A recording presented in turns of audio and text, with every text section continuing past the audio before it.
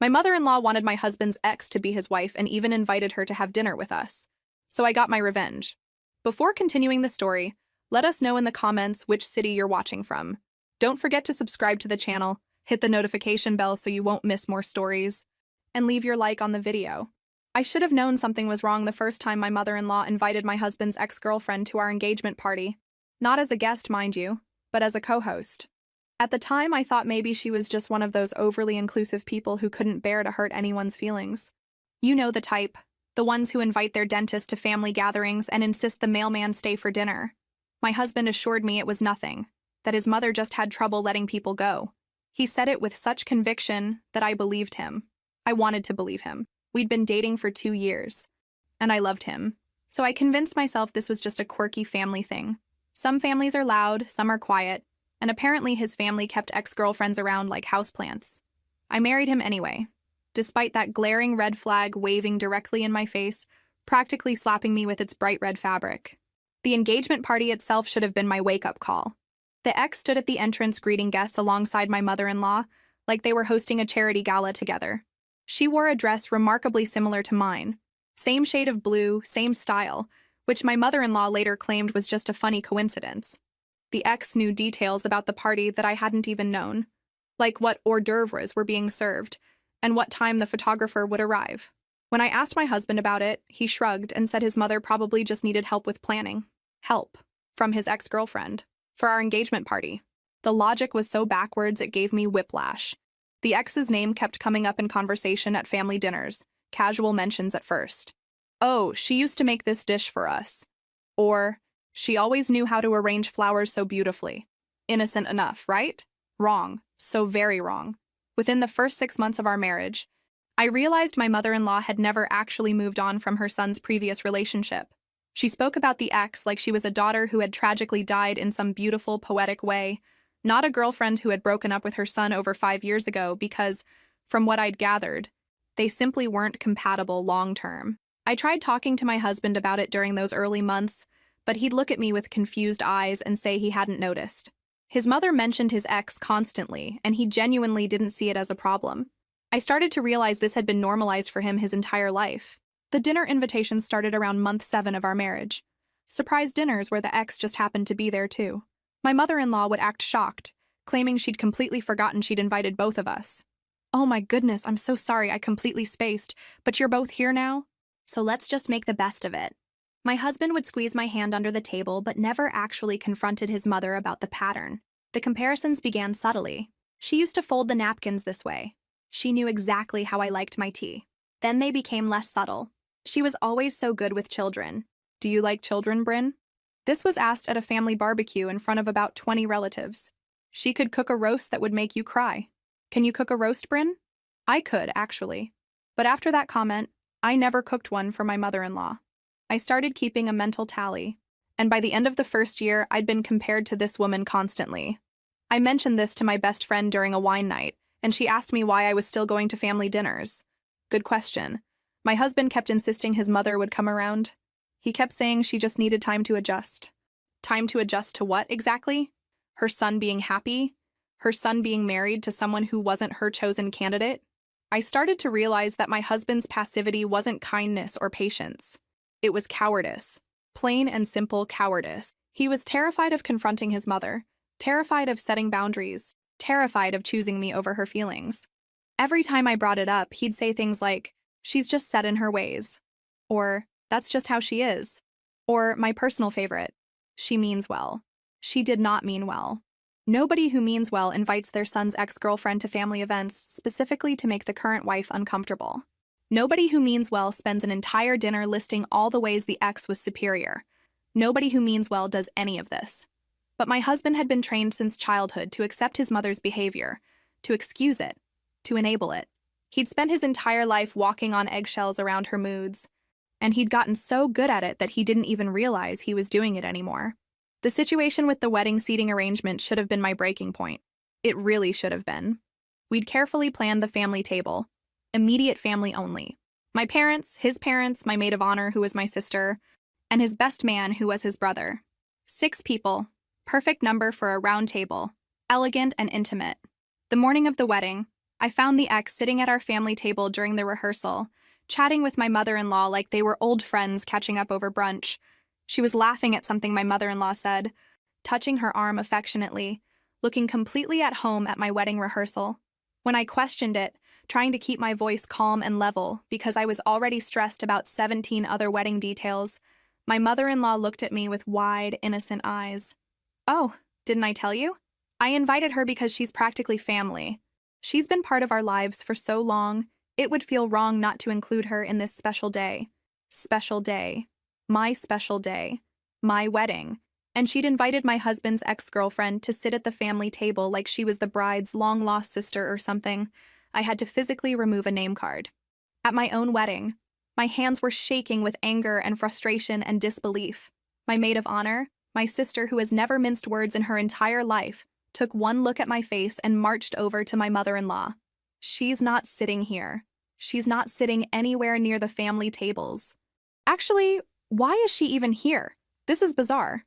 My mother-in-law clutched her pearls, literally clutched them, and said she was just trying to be inclusive. My sister told her there's a difference between being inclusive and being inappropriate, and this was firmly in the inappropriate category. My husband apologized profusely, but did absolutely nothing to prevent it from happening in the first place. He didn't call his mother beforehand to confirm the guest list. He didn't question why an ex-girlfriend would be at the family table.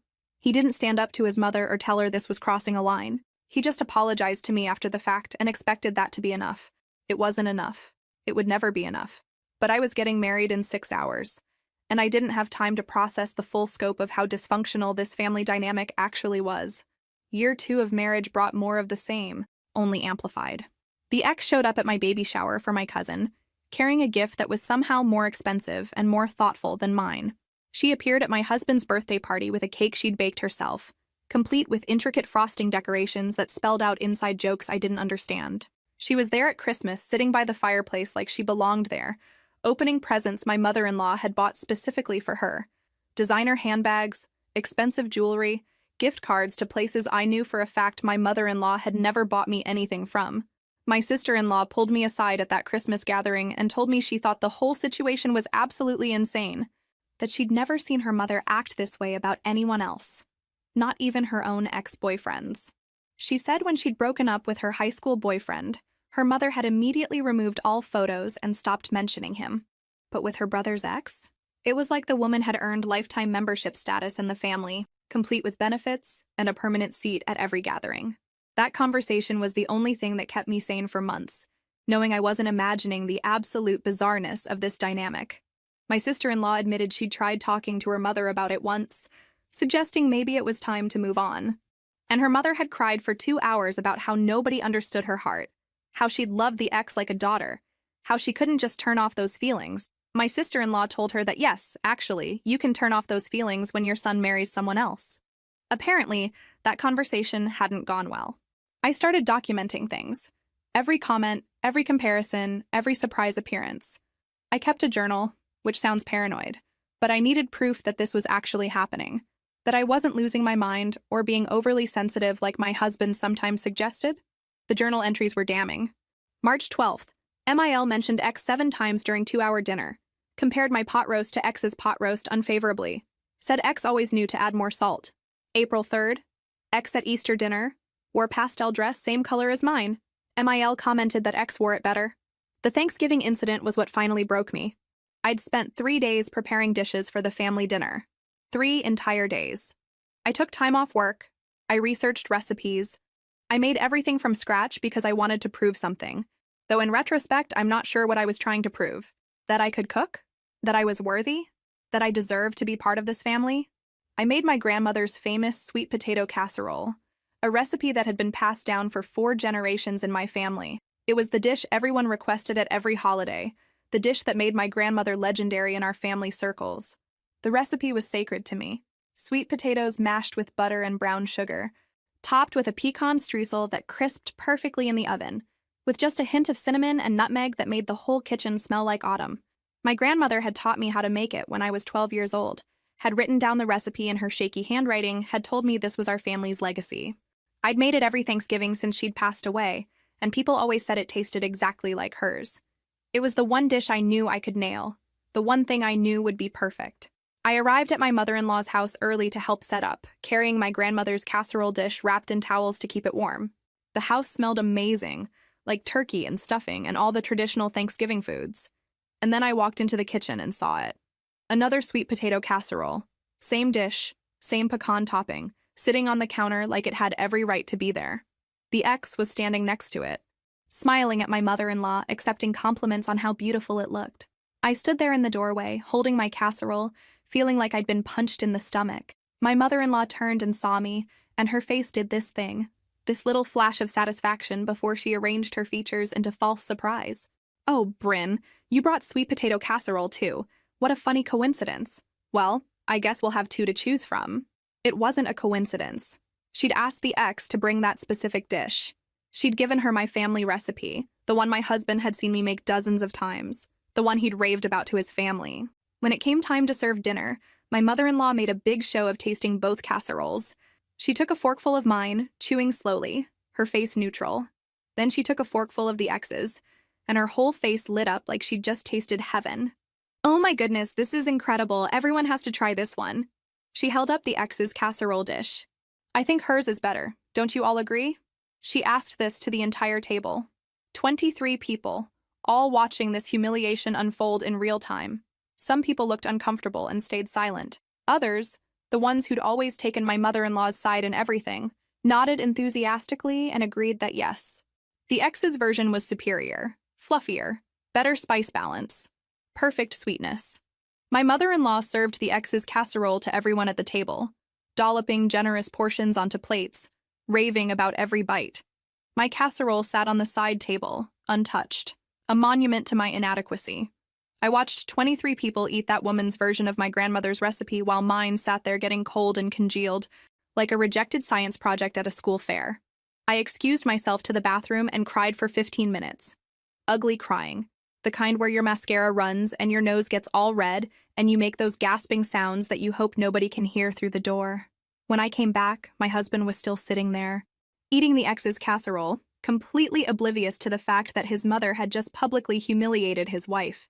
He was laughing at something his uncle said, had a napkin tucked into his collar, looked perfectly content with the world. That image is burned into my brain forever. Him eating that casserole, smiling, while I stood in the doorway with swollen eyes and a shattered heart. That was the moment I realized I couldn't do this anymore. I couldn't keep pretending this was normal. I couldn't keep being the understanding wife who smiled through the disrespect. I couldn't keep setting myself on fire to keep his family warm. Something had to change, or I had to leave. There was no middle ground left. No compromise that would make this situation tolerable. Either he stood up for me, or I walked. Simple as that. 3 weeks later, I found out I was pregnant. 12 weeks along, actually. Which meant I'd been pregnant during the Thanksgiving disaster and hadn't even known. I'd been so stressed about the family situation that I'd barely noticed I'd missed 2 periods. I'd chalked it up to stress because stress does weird things to your body, and I'd been chronically stressed for approximately 3 years straight. But when I started feeling nauseous in the mornings and couldn't stomach coffee anymore, which for me is basically a sign of the apocalypse, I took a test. Actually, I took 4 tests. All positive. 4 little windows with 2 lines, 4 pieces of plastic telling me I was growing a human. The doctor confirmed it with an ultrasound. I sat in that examination room staring at the tiny blob on the screen, listening to the rapid whoosh, whoosh, whoosh of the heartbeat, thinking about what kind of grandmother my mother-in-law would be. Would she compare my parenting to the ex's hypothetical parenting? Would she invite the ex to my baby's birthday parties? Would she show up at the hospital when I gave birth and ask if the ex could be in the delivery room too? The thought made me physically ill. More ill than the morning sickness already making me feel. The technician printed out ultrasound photos for me. These grainy black and white images where you could barely make out what was supposedly a baby. She smiled and said congratulations, told me everything looked healthy and normal, gave me pamphlets about prenatal vitamins and what to expect in the coming months. I thanked her and left the office, sat in my car in the parking lot for 20 minutes, just staring at those ultrasound photos, trying to feel happy, trying to feel anything other than dread. I didn't tell my husband right away. I needed time to think, time to figure out what I was going to do. Could I bring a child into this family dynamic? Could I subject my kid to growing up with a grandmother who valued an ex-girlfriend more than her own grandchild? Could I trust my husband to protect our child when he'd failed to protect me for 3 solid years? These weren't rhetorical questions. These were real concerns that kept me up at night, staring at the ceiling, feeling this tiny person growing inside me and wondering if I was making a terrible mistake. But fate, or maybe just terrible timing, forced my hand. My mother-in-law called 2 days after I found out about the pregnancy, using that fake sweet voice she always used when she was about to do something awful. "Hi, sweetheart. I'm planning a little family dinner for this weekend. Nothing fancy, just close family. I'd love for you and my son to come." I could hear it in her voice before she even said it. That little note of guilty anticipation. And then she said it.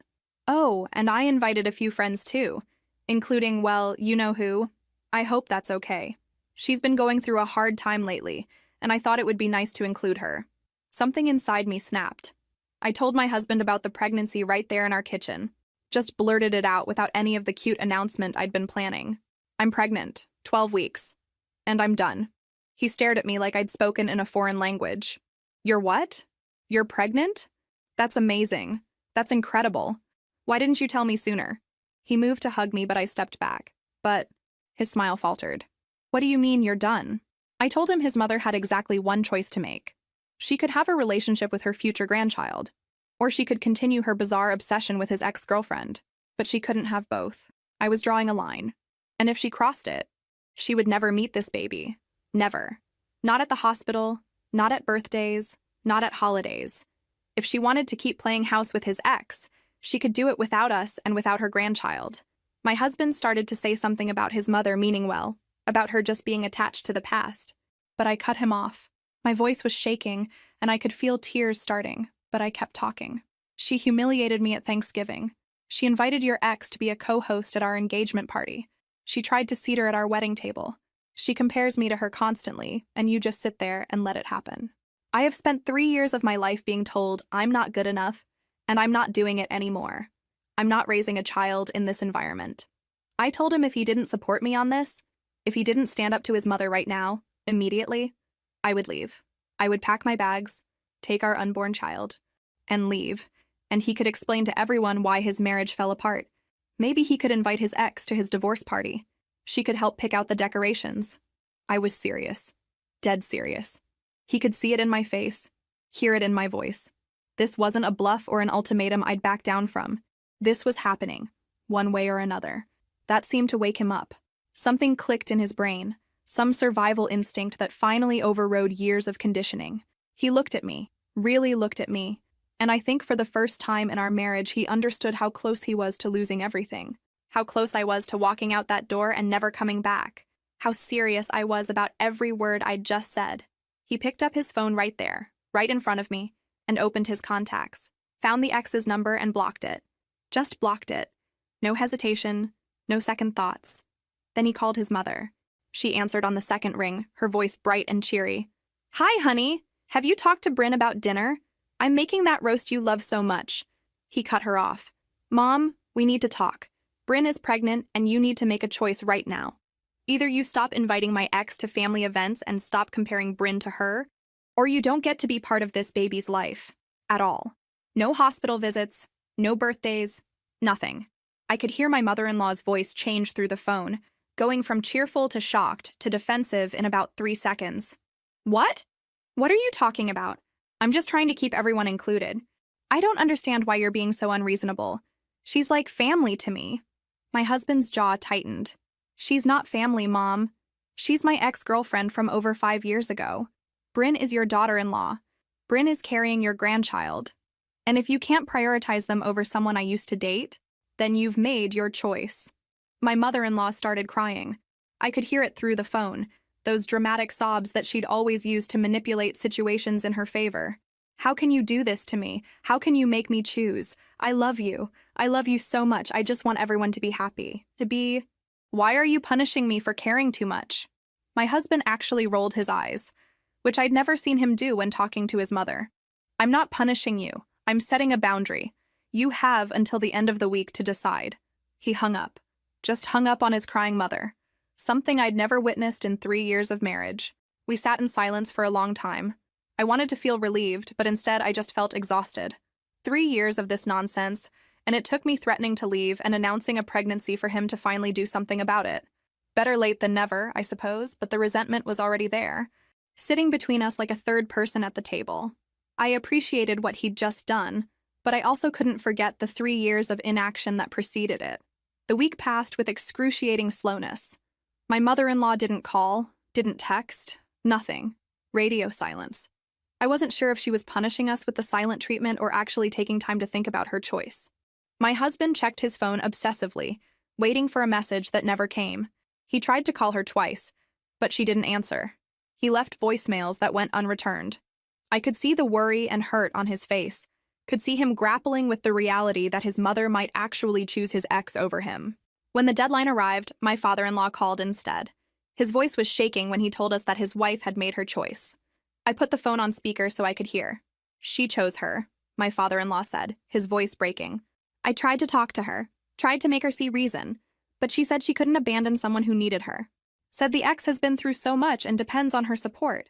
She said you two would be fine without her, but the ex wouldn't be. My husband asked his father to repeat it, like he couldn't possibly have heard correctly. Are you saying Mom chose my ex-girlfriend over her own grandchild? His voice was flat, emotionless, like he was in shock. That's what I'm saying, my father-in-law confirmed. I'm so sorry, son. I tried. I really tried. I don't understand her reasoning. I don't understand any of this. But yes, she chose to maintain her relationship with your ex rather than be part of your child's life. My husband went pale. All the color drained from his face in an instant. He hung up the phone and just sat there on the couch, staring at nothing, his hands shaking slightly. I didn't know what to say. What do you say when someone's mother picks their ex over them? When she chooses a woman who hasn't been in her son's life romantically for over 5 years, over her own flesh and blood? I sat next to him and held his hand, and we stayed like that for hours. He kept saying he couldn't believe it, couldn't understand how she could do this. I could believe it. I'd seen this coming from a mile away, had watched this train wreck build up speed for 3 years. But hearing it out loud still felt like a punch to the gut, like confirmation that yes, it really was that bad. Yes, she really did value the ex more than her own son and future grandchild. Yes, we really had been fighting a losing battle this entire time. The insanity of it was almost impressive in its scope. We thought that was the end of it. We thought we could move forward, build our little family of 3, leave the dysfunction behind us. We were wrong. So incredibly wrong. 2 weeks later, my father-in-law called again. This time his voice wasn't just shaking, it was panicked. He was breathing hard, like he'd been running or was having an anxiety attack. You need to sit down for this, he said. Both of you need to sit down right now. He told us the ex was pregnant, and she was claiming the baby was my husband's. The words hung in the air like a grenade that had just had its pin pulled. I felt the blood drain from my face, felt my hands go numb. My husband grabbed the phone and started shouting, his voice cracking with emotion. What the hell are you talking about? I haven't seen or spoken to her in over 5 years. I've barely looked at her during those forced family dinners. My father-in-law said the ex had called his wife, crying hysterically, saying she'd been seeing my husband in secret for months, and now she was pregnant and didn't know what to do. Said they'd been having an affair, sneaking around, meeting up when I wasn't around. My mother-in-law had apparently believed her immediately, without question, without asking for any proof or timeline. And now she was demanding that my husband do the right thing and take responsibility for this supposed baby. Demanding that he leave me, move in with the ex, be a father to the ex's child. I started laughing, not because it was funny, but because the alternative was screaming or breaking things or completely falling apart. My husband hadn't touched that woman in over 5 years. He'd barely looked at her during the forced family dinners. During those horrible Thanksgiving and Christmas gatherings, he'd actively avoided her, sat as far away as possible, kept conversations brief and superficial. The idea that they'd been having some secret affair was so ridiculous. It would have been hilarious if it wasn't so devastating, if it wasn't threatening to destroy everything. When? I managed to ask, my voice shaky. When does she claim this happened? My father-in-law said the ex was being vague about details, just saying it had been going on for months, that they'd been meeting up whenever they could find time. My husband was pacing now, running his hands through his hair, his face red with anger and panic. That's impossible. That's completely impossible. I'm never alone. I'm either at work or with Bryn or with friends. When exactly was I supposed to be having this affair? We spent the next 2 days building our case, Not 2 hours. 2 full days of gathering every piece of evidence we could find. My husband took time off work. I called in sick. We treated it like the investigation it was, because our entire marriage was on trial based on a lie. Day 1, we focused on digital evidence. Every calendar entry for the past year, cross-referenced with his work schedule, his Google Maps timeline showing every place his phone had been, text messages, emails, anything that showed where he was and who he was with. We found his gym membership records showing badge swipes every Monday and Thursday morning at 6. His office building security logs going back 90 days, showing exactly when he entered and left each day. Day 2, we tackled finances and witnesses. Credit card statements going back 18 months, printed out and highlighted. Every charge accounted for, from our regular grocery store to the gas station near our house to restaurants we'd gone to together. We called friends, coworkers, his gym trainer, anyone who could verify his whereabouts and routine. His best friend confirmed their Wednesday evening basketball games. His coworker confirmed their Friday lunches. Every piece fit together perfectly. No gaps, no mysteries, no unexplained absences. My sister came over on day 2 with her professional camera. She spent hours photographing every document, every statement, every piece of evidence. She interviewed my husband like a lawyer deposing a witness, asking detailed questions about his schedule, his habits, his interactions with the ex at family events. She created a digital folder, backed everything up in 3 places, organized it all by date and category. By the time she was done, we had a case file that would make a prosecutor jealous. I called the ex's number, which my husband had unblocked for this specific purpose. My hands were shaking as I dialed. She answered on the 3rd ring, her voice soft and hesitant. Hello? I didn't waste time with pleasantries. This is Bryn. You have 24 hours to provide a dated ultrasound and agree to a paternity test done at a facility of our choosing, or we will take legal action for defamation, slander, and emotional distress. Do you understand? There was a pause. I could hear her breathing on the other end. Then she hung up. Just hung up without saying a word. My mother-in-law called immediately after, within literally 30 seconds, which told me the ex had her on speed dial. She was screaming, actually screaming so loud I had to hold the phone away from my ear. How dare you harass a pregnant woman? How dare you threaten her? She's vulnerable and scared, and you're being cruel and heartless. What kind of person are you? I told her the only heartless person in this situation was her, and if she wanted proof, she could look in the mirror. That maybe she should ask herself why she was so quick to believe a woman she barely knew over her own son. Why she was willing to destroy her relationship with her son based on absolutely zero evidence. What kind of mother does that?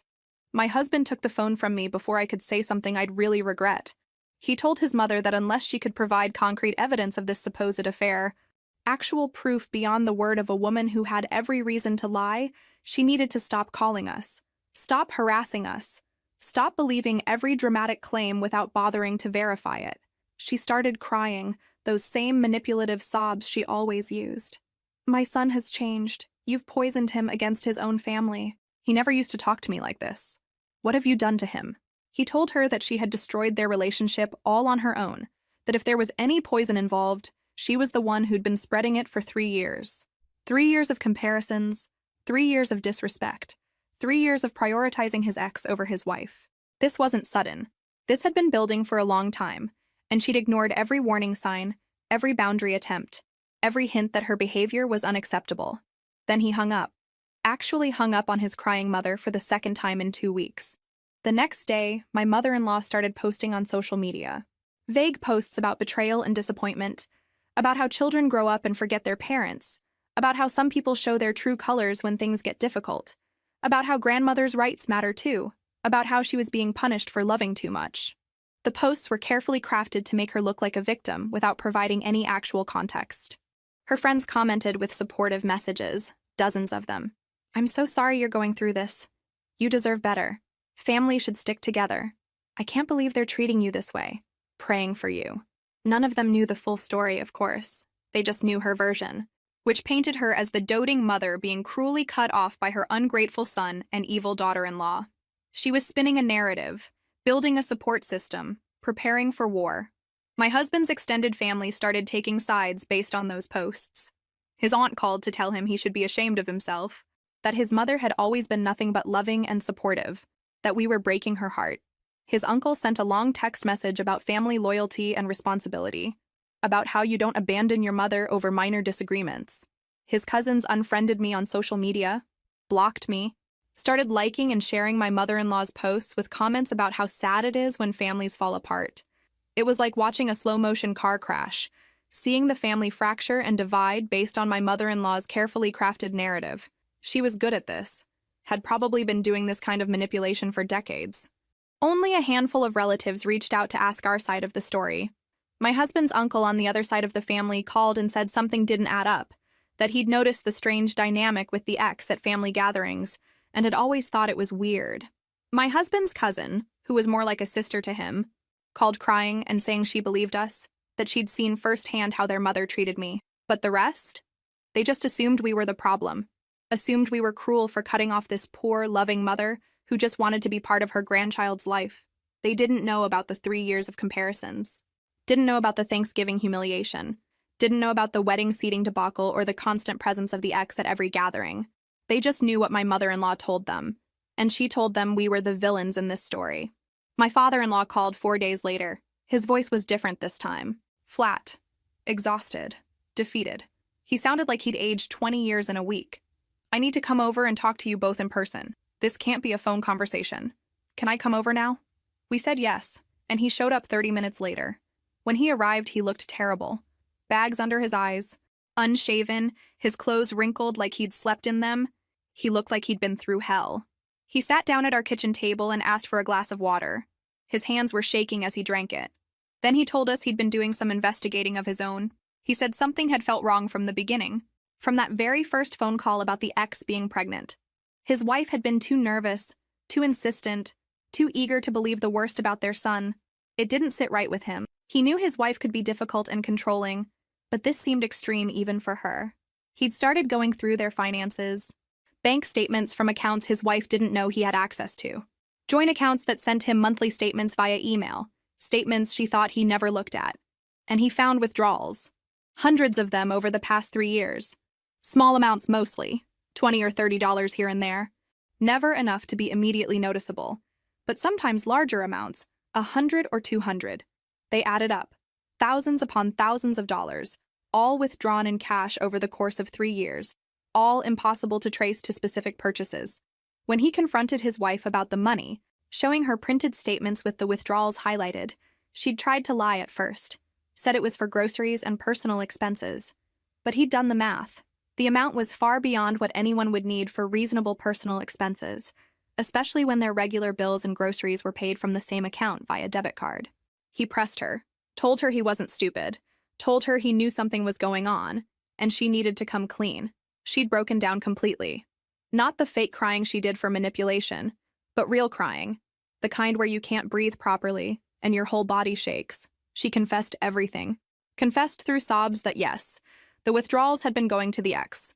Monthly payments, sometimes weekly, funding her rent, her car payments, her utilities, her life. My mother-in-law had been secretly supporting her for years, paying her bills, buying her groceries, keeping her financially dependent and emotionally close, keeping her available. When she found out I was pregnant, announced at that disastrous dinner where she'd been given her ultimatum, she'd panicked. This meant her son's marriage was real, permanent, producing offspring. The ex was being pushed out of the picture, and her fantasy of getting them back together was dying. So she'd called the ex that same night and suggested something drastic. My father-in-law's voice shook as he explained what he'd discovered. After confronting his wife about the withdrawals, she'd broken down and confessed everything. The payments to the ex, the constant updates about our lives, and worst of all, the fake pregnancy scheme. He'd demanded to see proof, and in her panicked state, she'd unlocked her phone to show him one message, thinking it would help her case. Instead, he'd taken the phone and found hundreds more. My father-in-law pulled out his phone and showed us screenshots of text messages between his wife and the ex. Messages going back months, discussing the plan in detail. Discussing timing, discussing how to make it believable, discussing what to say and when to say it. My mother-in-law had even offered to pay for fake ultrasound images if needed. She'd told the ex that once my husband left me, they could all be a family again, the way it was supposed to be. I felt sick. Actually physically sick. My husband got up and walked out of the room. I heard him in the bathroom, and I'm pretty sure he was vomiting. My father-in-law sat there with tears in his eyes, apologizing over and over. He said he'd never imagined his wife was capable of something like this. That he'd thought she was just overly attached, Maybe a bit delusional, but not malicious. Not cruel. This was cruel. This was calculated and deliberate and designed to destroy our marriage and hurt their own grandchild in the process. The ex sent an email the next morning. A long, rambling confession about how she wasn't pregnant, had never been pregnant, had agreed to the plan because she was desperate to get my husband back, and my mother-in-law had convinced her it would work. She said she was sorry, that she knew it was wrong, but she'd been so lonely and my mother-in-law had been so persuasive. She made herself sound like a victim, like she'd been manipulated too. Maybe she had been, but she'd also been a willing participant in a scheme to destroy my family. My husband forwarded the email to every single family member, every aunt, uncle, cousin, grandparent. He added a message explaining the entire situation, the timeline we'd constructed, the bank statements his father had found, the text messages between his mother and the ex. He laid it all out in excruciating detail. Then he blocked anyone who tried to defend his mother or minimize what she'd done. His aunt who'd called him shameful? Blocked. His uncle who'd lectured about family loyalty? Blocked. His cousins who'd unfriended me? Blocked. Within hours, people started calling, some to apologize, some to express shock and disbelief, some to say they'd always thought his mother was a bit odd, but had never imagined this level of dysfunction. A few family members doubled down, insisting we must have done something to push his mother to such extremes. That family should forgive family. Those people got blocked too. My husband was done. Completely done. And honestly, so was I. My father-in-law told us he was leaving his wife. He said he couldn't stay married to someone who would do this to their own child, who would try to destroy their son's marriage and lie about their future grandchild. He said he'd been making excuses for her behavior for decades, but this was beyond excuse. This was beyond forgiveness. He packed his things and moved into a hotel that same week, and within the month, he'd filed for divorce. My mother-in-law hired a lawyer and threatened to sue us for defamation. She claimed we'd damaged her reputation by sharing private information without her consent. Our lawyer sent her a letter explaining that truth is an absolute defense against defamation, and if she wanted to pursue legal action, we had hundreds of pages of evidence we'd be happy to present in court. We also had grounds for a countersuit for emotional distress, harassment, and attempted fraud. She dropped the threat immediately. The ex moved out of state within 2 weeks. Just packed up and left, couldn't handle the fallout and the public shame. Apparently, several people had contacted her directly after my husband forwarded that confession email. Some expressing disappointment, some expressing anger, some just wanting to know why she'd done it. She changed her phone number, deleted her social media accounts, and disappeared. I heard through the grapevine that she'd moved somewhere in the Pacific Northwest, started over with a new job and new friends who didn't know anything about this disaster. Good riddance to her and her desperate attempt to recapture a relationship that had ended over 5 years ago. At my 16-week checkup, my doctor noticed my blood pressure was dangerously high, 160/95, which is well into the hypertensive range, especially dangerous for pregnancy. She asked about stress levels, and I laughed.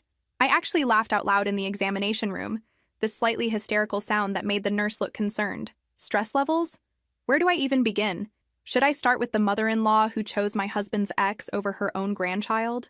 Or jump straight to the conspiracy to fake a pregnancy and destroy my marriage? Or maybe discuss the family members who believed I was some kind of manipulative villain who'd poisoned my husband against his poor, innocent mother. My doctor looked at my chart, looked at me with genuine concern in her eyes, and told me in no uncertain terms that I needed to be on bed rest immediately. Complete bed rest, no work, no stress, nothing that could spike my blood pressure further. She said if my blood pressure stayed this high, I was at serious risk for preeclampsia, which could be life-threatening for both me and the baby. She wanted me horizontal as much as possible, only getting up for bathroom breaks and gentle walks around the house once a day. No cooking, no cleaning, no answering stressful phone calls.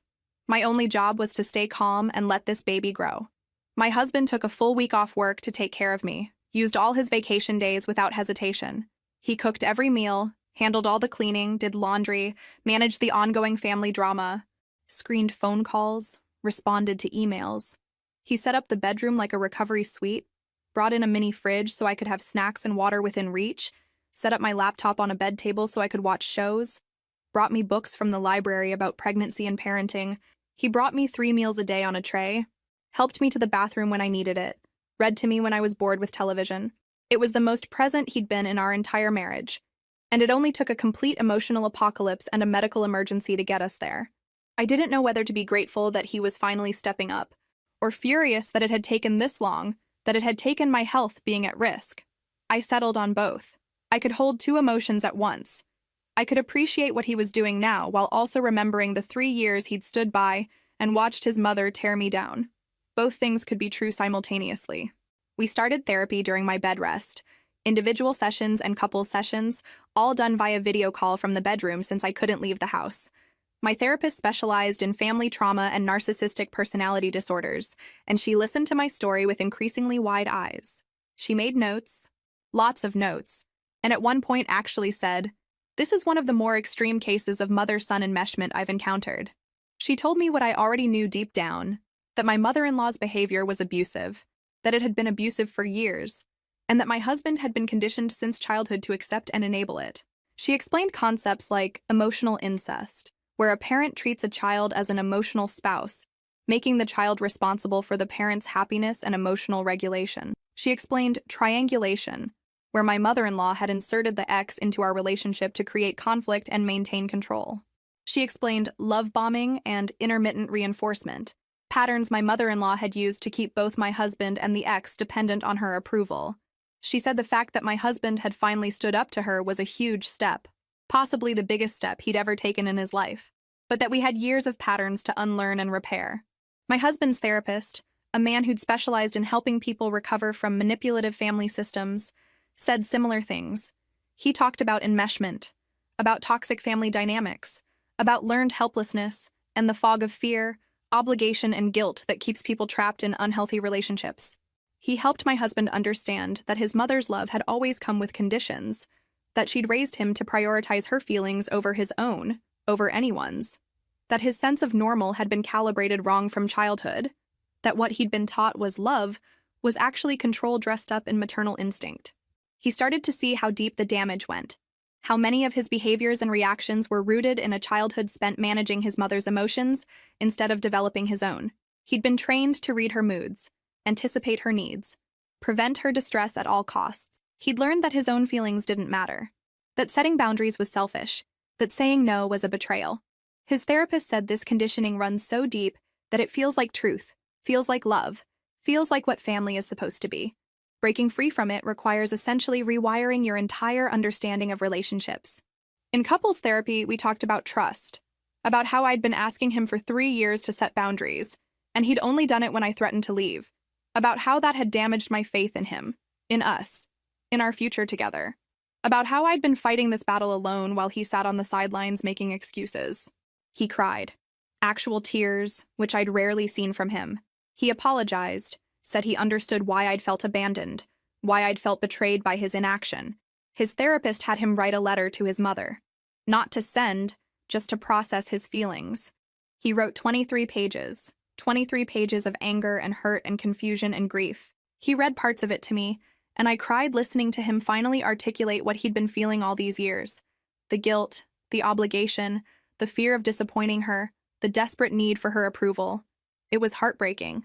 Then he wrote a second letter. This one was to send. It was 2 pages long and laid out clear boundaries. No contact for at least 6 months. Mandatory therapy for her during that time, with proof of attendance. A genuine apology, not to him, but to me, acknowledging what she'd done and the harm she'd caused. And even then, he said, he wasn't promising forgiveness or reconciliation. He was only promising to consider the possibility. Her response came 3 days later. 7 pages of justification and blame. She admitted to nothing. She said she'd only been trying to protect her son from making a mistake, that she'd always known I wasn't right for him, that the ex was the better choice. She said I'd manipulated him, turned him against her, poisoned him with my bitterness. She said she'd done nothing wrong, and she certainly wasn't going to apologize for loving her son too much. We updated every legal document we had: medical power of attorney, emergency contacts, life insurance beneficiaries, will, and testament. We removed my mother-in-law from everything and replaced her with my father-in-law and my sister. We consulted with a lawyer about grandparent rights in our state and documented everything. Every text message, every voicemail, every piece of evidence we might need if she tried to sue for visitation later. She showed up at our house twice. The first time, my husband answered the door and told her to leave. She refused, said she had a right to see her son, to talk to him. He told her if she didn't leave immediately, he'd call the police. She started crying, making a scene on our front porch. The neighbors came out to watch. My husband called the police anyway. They asked her to leave and she did, but not before shouting at him that he'd regret this. That family was forever, that I'd destroyed everything. The second time, we weren't home. She tried to get in through the back door, actually attempted to break the lock. Our security camera caught everything. We took the footage to the police and filed for a restraining order. The judge granted it immediately after seeing the footage and reading our documentation of harassment. My mother-in-law was ordered to stay at least 500 feet away from our property and have no contact with either of us. My blood pressure slowly returned to normal. The bed rest helped, as did the therapy, as did finally having some peace and distance from the chaos. By my 20th week, my doctor cleared me to resume normal activities, though she warned me to avoid stress as much as possible. I almost laughed. Avoid stress. Sure, I'll just avoid my entire life for the next 20 weeks. We decided to do a small gender reveal party. Just the people who'd supported us through everything. My father-in-law, my sister, my best friend from college, my husband's best friend who'd been horrified by the whole situation. 11 people total. We ordered a cake, the kind where the inside reveals the gender when you cut it. My husband and I cut it together and the inside was pink. A girl. We were having a daughter. Everyone cheered and congratulated us. But I felt this strange mix of joy and terror. Joy because I'd wanted a daughter. Terror because now I had to figure out how to raise her in the aftermath of all this. How to protect her from the kind of toxic love that had damaged her father. My husband squeezed my hand and whispered that we'd figure it out together, that we'd do better than his parents did. I hoped he was right. My father-in-law started coming around more often, not to mediate or push reconciliation, just to be there, to be a grandfather. He brought baby gifts, helped set up the nursery, asked questions about our birth plan. He was trying, genuinely trying, to build a relationship with us separate from his wife. It was strange at first, seeing him without her, but it was also nice. He was different when she wasn't around. Calmer, funnier, more present. The divorce proceedings were apparently brutal. My mother-in-law fought for everything. Tried to claim she deserved half of assets she hadn't contributed to, hired an expensive lawyer to drag things out. My father-in-law's lawyer presented the bank statements showing the secret withdrawals to the ex as evidence of financial misconduct. The judge was not impressed with my mother-in-law's explanations. She ended up with far less than she'd hoped for in the settlement. Word reached us through family members that she was court-ordered to attend therapy as part of the divorce proceedings. Apparently, my father-in-law had documented years of emotional manipulation and control, and the judge had concerns about her mental health. She was going, supposedly, but according to the family grapevine, she spent most sessions talking about how everyone had betrayed her. Her therapist was reportedly earning every penny. I went into labor at 38 weeks, right on schedule. It was 2 a.m, and the contractions hit like a freight train. My husband panicked, couldn't find the hospital bag we'd packed weeks ago, ran around the house grabbing random items. I had to tell him 3 times that yes, the bag was in the closet where I'd told him it was. Men, even in crisis, they can't find things right in front of them. Labor lasted 14 hours. 14 long, painful hours of contractions and breathing exercises, and my husband trying to be supportive while also looking like he might pass out. The nurses kept offering him a chair, asking if he needed water. I told them to focus on me. I was the one actually pushing a human out of my body. He held my hand through all of it, though. Never left my side. Whispered encouragement even when I told him to shut up. Our daughter was born at 4:17 in the afternoon, weighing 7 pounds and 3 ounces. She had her father's nose and my eyes, a shocking amount of dark hair, and the loudest cry I'd ever heard. The nurses cleaned her up and placed her on my chest. And I looked at this tiny person and felt overwhelmed by the responsibility of keeping her safe, keeping her healthy, keeping her away from the kind of toxicity that had defined our family for too long. My husband cried when he held her. Real tears, not the polite moisture he'd shown in therapy. He kept saying she was perfect. She was so perfect. He couldn't believe she was ours. I watched him with our daughter and saw something shift in his face. This was real now. We weren't just fighting for our marriage anymore. We were fighting for her childhood, for her right to grow up without manipulation and conditional love. The first few months were a blur of sleepless nights and diaper changes and figuring out how to be parents. My father-in-law visited often, always calling first, always respecting our space and boundaries. He was a surprisingly good grandfather, patient and gentle with our daughter. He told us once that he wished he'd been more present when my husband was young, that maybe things would have been different if he'd stood up to his wife sooner. Better late than never, I suppose. We heard through the grapevine that my mother-in-law was still in therapy, still insisting she'd done nothing wrong. A few family members who'd initially supported her eventually came around after seeing the evidence we'd shared, after hearing multiple sides of the story. Some sent apology messages. We accepted a few, mostly from people who'd been genuinely misled rather than actively malicious. Others remained blocked. Forgiveness has limits. My sister-in-law, who'd always been on our side, told us that their mother had tried to show up at her house once, demanding information about the baby. My sister-in-law had threatened to call the police and reminded her about the restraining order that, while specific to our house, demonstrated a pattern of harassment. My mother-in-law left, but apparently sent a series of text messages calling her own daughter a traitor. My sister-in-law blocked her after that. Our daughter is 6 months old now. She's healthy, happy, hitting all her milestones.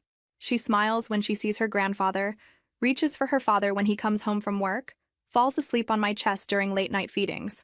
Our marriage is stronger than it was before, though that's a low bar considering how close we came to divorce. We still go to therapy, still work on communication, still navigate the aftermath of those 3 years of toxicity. My mother-in-law remains court-ordered in therapy, though reports suggest she's made minimal progress. She's not allowed contact with us, and we have no intention of lifting that restriction anytime soon. Some relatives have quietly resumed contact with her, and we've accepted that we can't control what other people do. We can only control our own boundaries and our own family. Several family members remain permanently blocked, their choice to defend her manipulation more important to them than having a relationship with us. My husband is different now, friend. More assertive, more present, more willing to prioritize our little family over his extended one. He's in year 2 of therapy and finally starting to unpack decades of conditioning and guilt. He's learning that setting boundaries doesn't make him a bad son, that protecting his wife and daughter doesn't make him disloyal. It's hard work, and some days are better than others. But he's trying. That's more than he did for the first 3 years of our marriage. I look at our daughter sometimes and think about the grandmother she'll never know. Part of me feels sad about that, about the relationship that could have existed if my mother-in-law had been capable of healthy love. But mostly I feel relieved. Relieved that our daughter won't grow up being compared to some idealized version of someone else. Relieved that she won't learn to accept manipulation as love. Relieved that we broke the cycle before it could touch her. The peace we have now is worth everything we lost.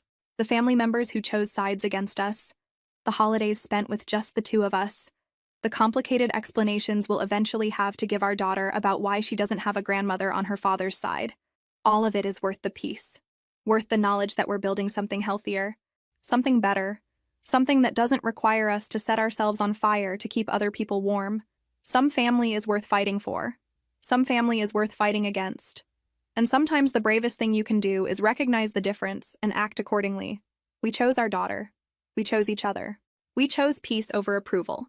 And I don't regret it for a single second. This is where we are now.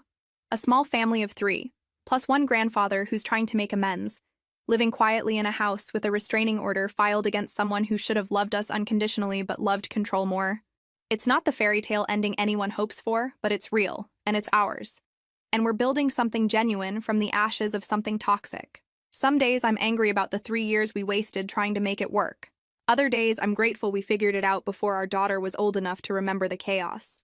My husband says he can't imagine going back to who he was before, can't imagine allowing his mother's manipulation to continue, can't imagine choosing her feelings over our family's well-being. That's growth. That's therapy working. That's what happens when someone finally decides to break free from a lifetime of conditioning.